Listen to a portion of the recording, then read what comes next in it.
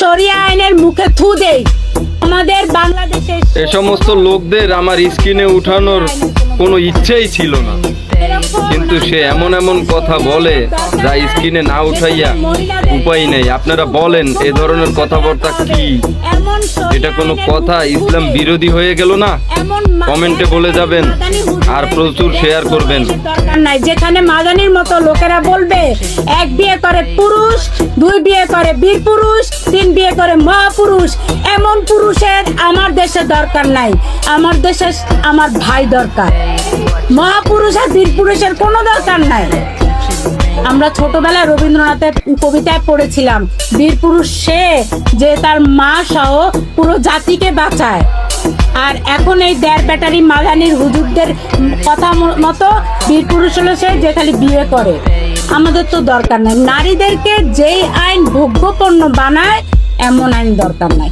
আহমদুল্লাহ যে শুধু ওয়াজে বক্তব্য করে আর তার বিভিন্ন পেজ থেকে সে কি করে মানুষের কাছ থেকে খয়রাত করে বেড়ায়, খয়রাত করে মূলত চলে। আপনারা এই আহমদুল্লাহর ওয়াজ দেখাও বন্ধ করে দিন এবং সরকারের কাছে আমি আহ্বান জানাবো আহমদুল্লাহ যতগুলো ফেসবুক ইউটিউব পেজ আছে সব বন্ধ করে দেন। সে একটা ইউটিউবার, সে ফেসবুকে এই ওয়াজ দিয়ে সে টাকা রোজগার করে, কোনো হুজুরই না। একটা হুজুর কখনো টিকার বিরুদ্ধে বলতে পারে না। আজকে সে কি বলেছে? বলেছে যে যদি শরিয়া আইন প্রতিষ্ঠিত করা যায় তাহলে আর কোনো হবে না। এটা আবার কি ধরনের কথা? 7 বছর শরিয়া আইন বলতে কি বুঝান আপনারা? 7 বছর একটা বাচ্চা কেমন বোরকা পরবে? আমাদের বর্তমানে বাংলাদেশে আমাদের প্রতিবেশী একটা রাষ্ট্র আছে আফগানিস্তান, যে আফগানিস্তানের ধর্মান্ধরা শরিয়া আইন কায়েম করেছে। তাদের দেশের শরিয়া আইন কি? তাদের দেশের শরিয়া আইন হলো যে পুরুষরা মহিলাদেরকে হাড় না ভাঙা পর্যন্ত মারতে থাকবে।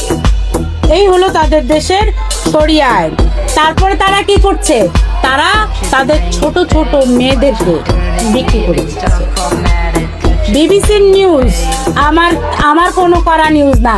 ছোট 7-8 বছরের বাচ্চা মেয়েকে বিক্রি করে দিচ্ছে 50-60 বছরের বুড়ার কাছে।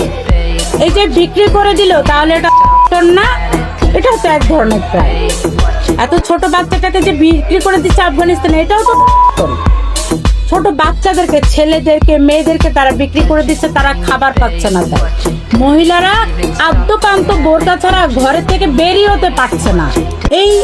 এই জিনিস একে কি আপনারা শরিয়া আইন বলেন? এই হুজুররা যদি একে শরিয়া আইন বুঝায় তাহলে বাংলাদেশে, আমাদের বাংলাদেশে এমন